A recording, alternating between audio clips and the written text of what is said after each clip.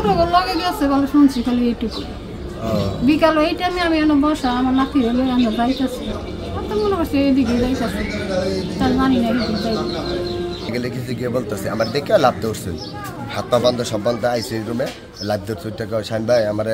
বাইতে আমি এখানে থাকতাম না ভাই আমার অনেক কষ্ট হইতেছে ভাই ভাই আমার অনেক মারছে ভাই আমি কিচ্ছু করি না ভাই পরে বললাম যে তুমি হেনে কি কেমনে গেছিলা ভাই আমি নামাজ পড়ে বের হয়েছি বের হয়ে পরে আমার নিয়ে গেছে ওনারা আমি কি তুমি এখানে গেছো কি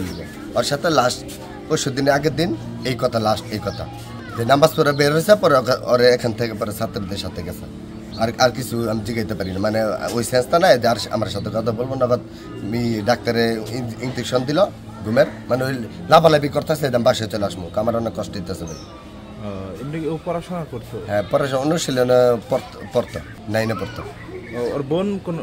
ছোট তো হ্যাঁ ছোট বোন আছে ওটা আবার সৎ ভাই আছে ওই বাড়িতে থাকে ওই একা এখানে থাকে মানে এতদিন গার্জেন কেউ নাই ওখানে বলে কেউ নাই খালি একটা ওর চাস্তো ভাই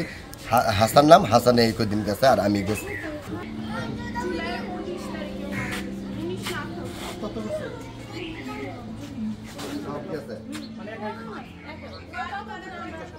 ওর বোনকে পাঠাবো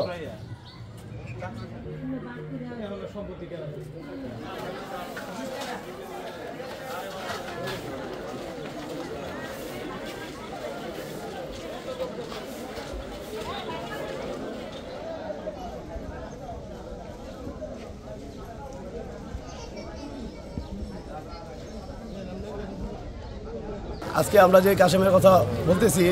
আমার ভাতিজা সে আজকে ইন্তেকাল করেছেন তো বৈষম্যবিরোধী ছাত্র আন্দোলনের সাথে হয়তো সম্পৃক্ত থাকার কারণেই আজকে তারই অকাল মৃত্যু তো আমরা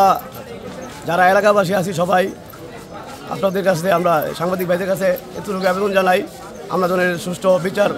ও তদন্ত পাই তো এই স্বাধীন দেশে কেন আজকে এই বড়দিনের মতো অপমৃত্যু এই মৃত্যুর জন্য কারা দায়ী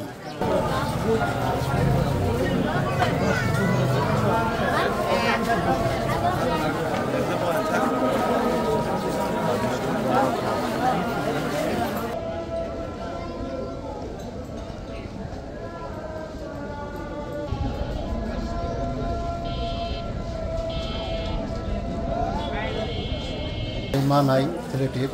ছেলে সবসময় চলাফেরা করতো ছাত্রদের সাথে আবার ছেলে লেখাপড়াও করতো 9-এ